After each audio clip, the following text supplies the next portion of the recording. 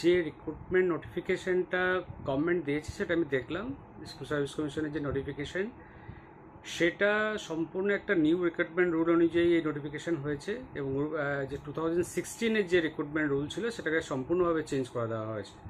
এবং একটা বিষয় যেটা পরিষ্কার, যে হাইকোর্ট এবং সুপ্রিম কোর্ট যেটা বলেছিল এটা ফ্রেশ সিলেকশন এবং 2016-এ যে ভ্যাকেন্সি ছিল সেই ভ্যাকেন্সির ভিত্তিতে সিলেকশনটা করতে হবে, কিন্তু কোনো জায়গায় বলেনি যে রিক্রুটমেন্ট রুলটাকে চেঞ্জ করে দিতে হবে। এবং এই নিউ যে নোটিফিকেশন বা পাবলিক গেজেট যেটা নোটিফিকেশন হয়েছে সেটা কিন্তু পরিষ্কারভাবে যেটা বোঝা যাচ্ছে সেটা একদম নিউলি ক্রিয়েট হয়েছে এবং সেখানে সমস্ত যে এক্সাম যে পদ্ধতি বা ইন্টারভিউ এবং সব কিছু কিন্তু নতুনভাবে হবে।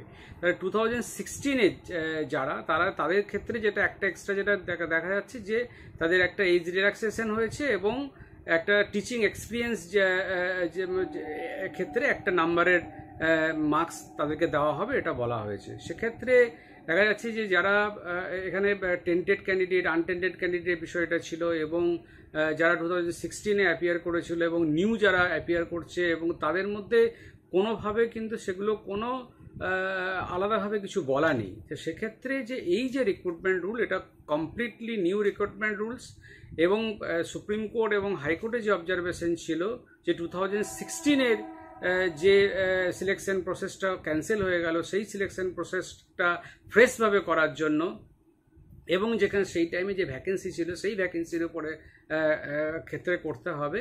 কোনো জায়গায় কিন্তু বলেনি সুপ্রিম কোর্ট বা হাইকোর্ট যে এটা রিক্রুটমেন্ট রুলটাকে চেঞ্জ করে নতুনভাবে নিউ রিক্রুটমেন্ট রুলে রিক্রুটমেন্টটা করতে হবে।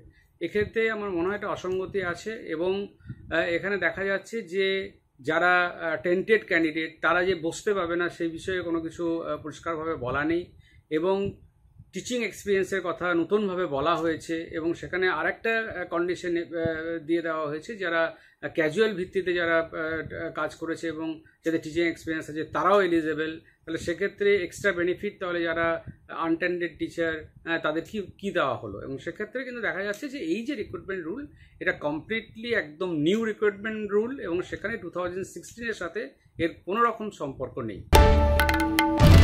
বাংলার আওয়াজ, বাঙালির আবেগ, জি 24 ঘন্টা।